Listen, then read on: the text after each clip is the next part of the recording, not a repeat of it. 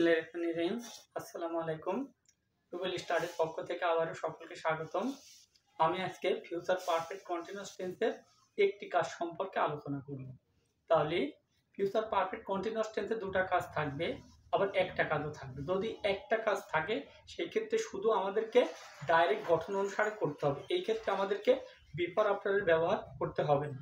তাহলে আমি বোঝার সাথে বোর্ডে লিখে রেখেছি যে ফিউচার পারফেক্ট কন্টিনিউয়াস টেন্স, তাহলে আবার সাধারণভাবে ভবিষ্যৎকালে কোনো একটি কাজ একটি নির্দিষ্ট সময় ধরিয়া পর্যন্ত যাবৎ চলিতে থাকিবে, এরূপ বোঝালে উহা ভার্বের ফিউচার পারফেক্ট কন্টিনিউয়াস টেন্স হয়।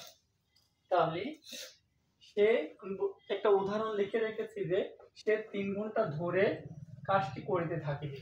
তাহলে এখানে সাবজেক্ট সে, সেক্ষেত্রে আমরা কি লিখতে পারি? সাবজেক্ট হি থার্ড পারসন, সেক্ষেত্রে আমরা will have bin, he will have bin.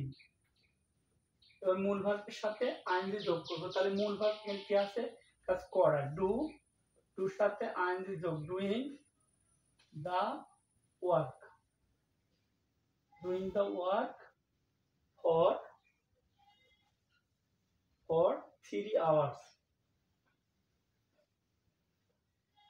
for 3 hours।